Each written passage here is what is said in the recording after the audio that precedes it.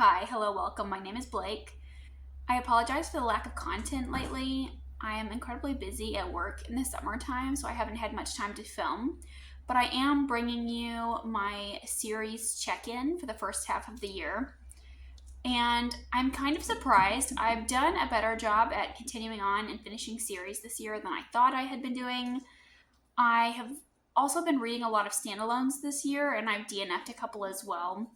And I have this video broken into categories. So series that I'm up to date in, series that I've completed, ones I have in progress, and some I'm DNFing. Getting into the series I'm up to date in, the first one I have here is The Shadows of the Leviathan by Robert Jackson Bennett. And I read A Drop of Corruption earlier this year. This is the second book in the series. And I really enjoyed it, even more so than the first one. This is a Sherlock and Watson type mystery story, but takes place in a fantasy world. And the world is so interesting and unique. And I really love that aspect about it. But also in the second book, I feel like the pacing and the plotting was just a lot tighter than the first book. We also learn more about our characters, and we kind of see them grow together as people, and we get some answers to some questions. I also really like that this is kind of like each book is a one and done mystery, and while there is an overarching mystery plot, I still think that you can enjoy each book individually, so I do really like that aspect about it. And in a similar vein here, I have Empire of the Damned by Jay Kristoff. This is the second book in the Empire of the Vampire series. I really enjoyed this one. Again, an even better sequel in my opinion. In this story, we follow Gabriel de Leon, and in this world, the sun has stopped shining and vampires have risen up and taken over. And Gabriel is one of the last Silver Saints who vowed to kill off these vampires. And he's telling us the story of how he came to be on his quest for the Holy Grail, and how he has been captured by vampires, and he's kind of being forced to tell them his life story before his execution. I really enjoy the elements in this book. I feel like book 2 just had me like chomping at the bit. It was incredibly action-packed, incredibly intense, and we also got a second POV in the story that I really loved. I feel like she added some new perspective to the story. I feel like there was a lot of lore that was explored through her perspective. We also learn a lot more about the politics of the vampires in this one, and I did really enjoy that aspect as well. Up next, I have Empyrean series by Rebecca Yarros. I read Onyx Storm this year. I'm really debating DNFing this series. I buddy read all 3 of them with my friend, and we have great discussions about these books while we're buddy reading them.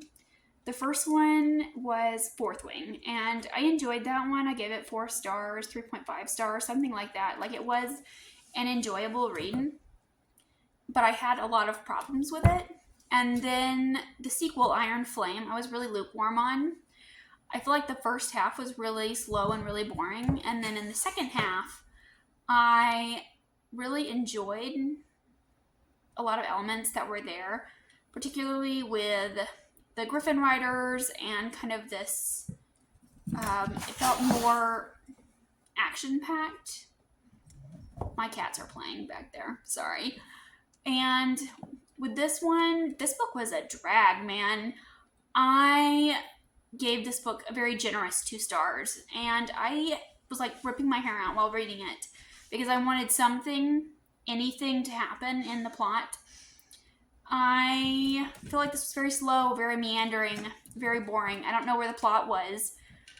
And I also feel like it was just a lot of talking and doing nothing. So I'm not happy about this one. I may DNF it. Next are series that I've completed. I managed to complete 4 series this year. First one is the Emily Wilde series. I read Emily Wilde's Compendium of Lost Tales.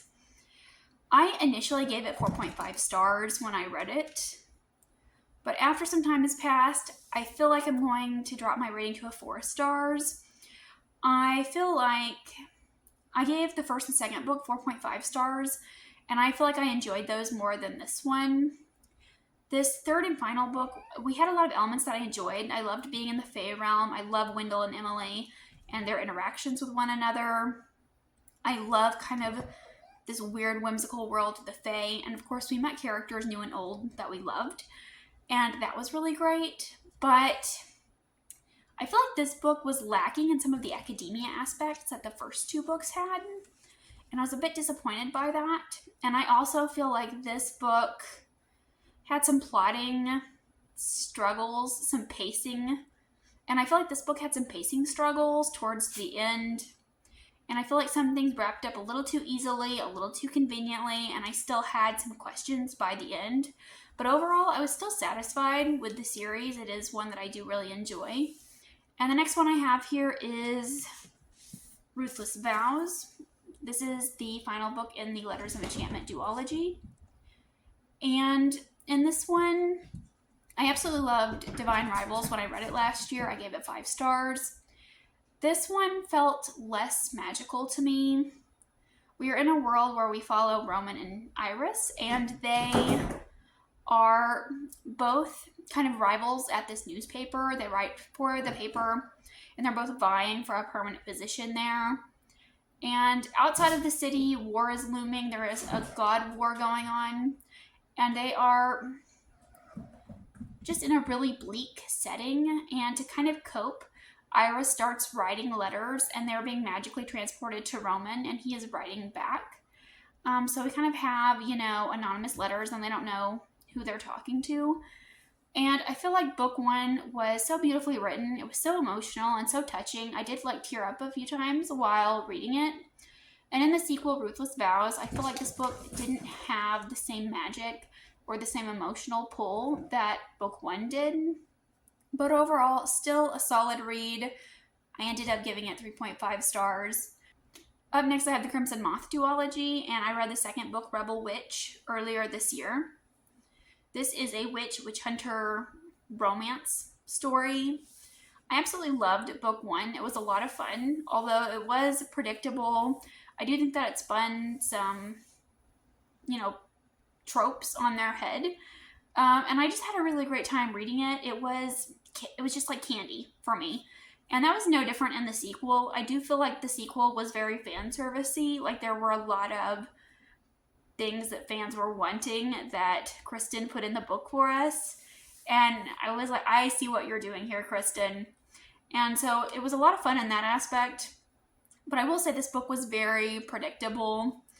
As soon as I heard about certain plot points, I was like, oh, I know where this is going. So was it the best? I don't think so. I feel like it was kind of generic, but I did still have a really amazing time reading it, and it was a lot of fun. And up next here, I have the Secrets of the Nile series. Book 1 is What the River Knows by Isabel Ibanez. So in the series, we follow our main character. I believe her name is Inez, yes. And her parents are archaeologists, and they're in Egypt on this dig site, but then she receives news that they mysteriously have died. So she runs away from home and heads to Egypt to figure out what happened to her parents. And I really had a great time with this first book. It was very much giving me the Mummy vibes. We're in 1930s Cairo. I loved the descriptions. I loved the setting. I was not crazy about the romance in book 1. And unfortunately, that issue became very prominent in the second book, Where the Library Hides. I feel like the romance and the drama kind of took over. We had a lot of miscommunication, and it was a lot about familial bonds. And I was not enjoying that aspect. I loved the adventurous Egypt aspect of book 1. And in book 2, we moved away from that. I wish I didn't read book 2. Next up, I have the series that I have in progress. And I'm not going to be going too much in detail in terms of my thoughts and what they're about, because I have several of these I'll be talking about in upcoming videos. So stay tuned for that, I guess. But first up, I have Wind and Truth by Brandon Sanderson. This is the final book of the first arc of the Stormlight Archive. And I have been chipping away at this book for a little while now. I have been tabbing and annotating as I go, so it's very slow going. And At the moment, I think I have some very mixed thoughts on this book. I also have The Hero of Ages by Brandon Sanderson. This is the third and final book in the first era of Mistborn. I just finished The Well of Ascension. I have a lot of thoughts. I'll be talking about it in an upcoming video. But I am really looking forward to closing out Mistborn Era 1, so I can hopefully get into Mistborn Era 2 by the end of the year. I also have Tyrant's Throne, which is the fourth and final book in the Greatcoat series by Sebastian de Castell. I am about halfway into this one. My thoughts on the series have kind of been all over the place, and I'll be very curious to see where my feelings on this one land. But this is essentially a Three Musketeers type story, and I do love a bromance. I do love, friendly banter and friendships, and this book has that in spades. Next up, I have Faithbreaker by Hannah Kaner. This is the third and final book in the Fallen Gods trilogy. I was actually up to date on this series, but then the third book came out in April, and I haven't got to it yet. So, unfortunately, I haven't completed this trilogy yet, but I'm definitely going to complete it by the end of the year. And I also have The Age of Madness by Joe Abercrombie. I read A Little Hatred this year, and it was perfection. My favorite Abercrombie book to date. I'm beyond excited about continuing on with the series, especially given how this book ends. I just ate this book up. I didn't want to put it down, and my favorite read of the year so far. Cannot wait to get to the others. I also have The Mirror Visitor Quartet by Christelle Dabos, and I read the first book in February, which was a perfect winter read, and this book completely surprised me. I was shocked at how much I loved this and how amazing the world building was and how invested I was in what was going on. I'm really looking forward to completing the second, third, and fourth books, hopefully this year, but I am planning on reading them for the 2025 Fantasy Bingo on Reddit, so I do have some time, even if I don't get to them by the end of the year, but I really loved this first book. It blew me away. I'll be talking about it more in my next video.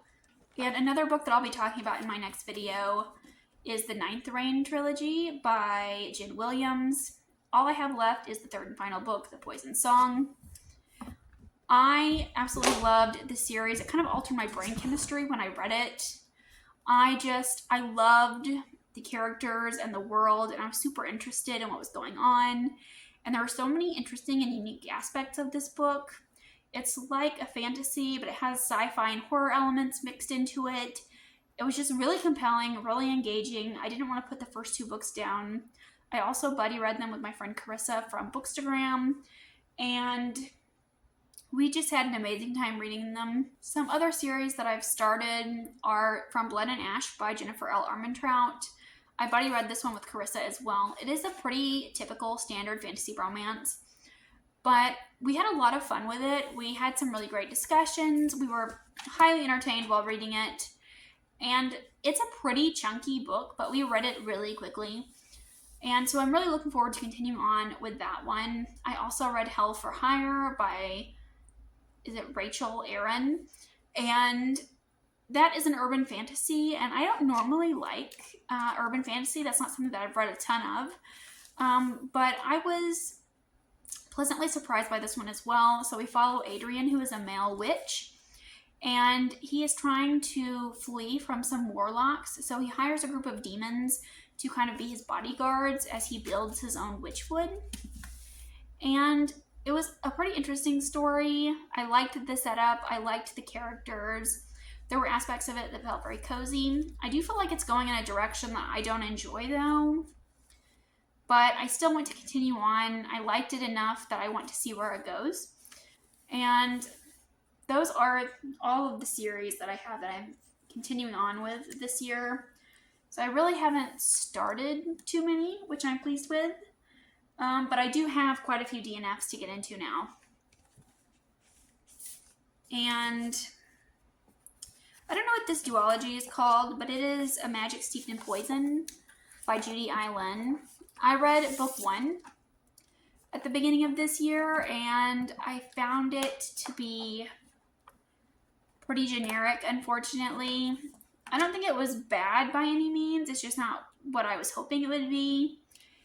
We follow this girl who participates in a tea making competition, and she's hoping to win the prize money for her family. I really liked the descriptions. I loved kind of this Asian-inspired setting. There was a lot of description of food and clothing, and I do feel like the author really sells at those descriptions. I would definitely read something else by this author. But I didn't love it enough to continue. I feel like a lot of this book has already slipped from my mind. And so I haven't continued on to read A Venom Dark and Sweet. And I'm going to take these to the used bookstore. And next up I have The Ranger of Marzana by John Scavron. In the series, we follow 2 siblings that are on opposing sides of the war. We have the brother who is fighting as a wizard, and then his sister is a ranger. And I like the themes in this book. I like the ideas here, but it felt very surface level. I really wanted to get to know the characters better. I wanted to bond with these characters, and I felt like I never really understood their motivations for why they were doing what they were doing. We also have a lot of time gaps that happen over the course of the series, so I feel like I didn't get to see their full thoughts or how they came to be how they were. I didn't get it, and it kind of has a classic fantasy feel to it. And I don't love the classic fantasy feel. I feel like I've read it so many times. I think I've seen tropes in here that were done in other books better. But overall, I don't think this one was terrible. It was fine. I didn't love it enough to continue. And it's a shame because these are really beautiful covers. I'm sad to part with them. I also have Bloodguard by C.C. Robson. That is a shiny book. This is called the Old Earth series. It started strong for me. We have this gladiator type setting. So we follow this man who's fighting in the arena as a gladiator, and he's sending the money back to his family. And we also have kind of a disgraced princess who's trying to win her title back. So they are working together to help one another out. And like I said, I liked the initial setup, but as the story progressed, I feel like their romance kind of took over. And again, it just became a run-of-the-mill fantasy romance for me. And I will say the scenes that were in the arena were really interesting. And I wanted to keep reading scenes like that. But that didn't end up being the case. I also didn't ship the romance, and I didn't feel chemistry. I didn't see why they were in love with each other. So, unfortunately, I'm going to say goodbye to this one and hope that someone else likes it better. Another series that I'm DNFing is Firebird by Juliet Cross. And this is kind of a tentative DNF. So, this takes place in ancient Rome, and the Romans are dragon shapeshifters. I didn't know anything about this book when I went into it. The tagline,